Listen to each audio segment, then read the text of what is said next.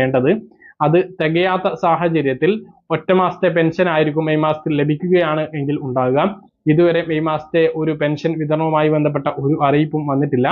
April മാസം മുതൽ അതാത് മാസത്തെ പെൻഷൻ വിതരണം ചെയ്യും എന്ന് ധനമന്ത്രി നേരത്തെ വ്യക്തമാക്കിയിരുന്നു എങ്കിലും അത് ഈ വർഷവും നടപ്പിലാവാൻ സാധ്യതയില്ല. ഇങ്ങനെ വഴുകി പോകും എന്നുള്ളതാണ്. ഇപ്പോഴുള്ള 6 മാസത്തെ കുടിശ്ശിക 10 മാസമോ 12 മാസമോ, അതായത് ഒരു കൊല്ലಕ್ಕೆ കുടിശ്ശികയാവുന്ന ഒരു സ്ഥിതി ഉണ്ടാകുമോ എന്ന ആശങ്കയുണ്ട്. ഇപ്പോൾ നമുക്കറിയാം, കെട്ടിട നിർമ്മാണ തൊഴിലാളി പെൻഷൻ വാങ്ങുന്ന ആളുകൾക്ക് 13 മാസമായിട്ട് പെൻഷൻ കുടിശ്ശികയായി കിടക്കുകയാണ്. ക്യാൻസർ രോഗികൾക്ക് കഴിഞ്ഞ 8 മാസമായിട്ട് പെൻഷൻ ലഭിക്കുന്നില്ല. ആശ്വാസ കിരണം പെൻഷൻ പദ്ധതി നൽകാത്തതിന്റെ അടിസ്ഥാനത്തിൽ മനുഷ്യാവകാശ കമ്മീഷന്റെ ഇടപെടൽ ഉണ്ടായിരുന്നു. അത് ഉടനെ നൽകാനുള്ള ഒരു നടപടി സ്വീകരിക്കണം എന്ന് മനുഷ്യാവകാശ കമ്മീഷന്റെ ഉത്തരവ് വന്നിരുന്നു. ഈ ഒരു അവസ്ഥയിലേക്ക് ക്ഷേമ പെൻഷനും പോകുമോ എന്നുള്ള ആശങ്കയാണ് നിലവിലുള്ളത്. ഇപ്പോൾ ഒരു മാസത്തെ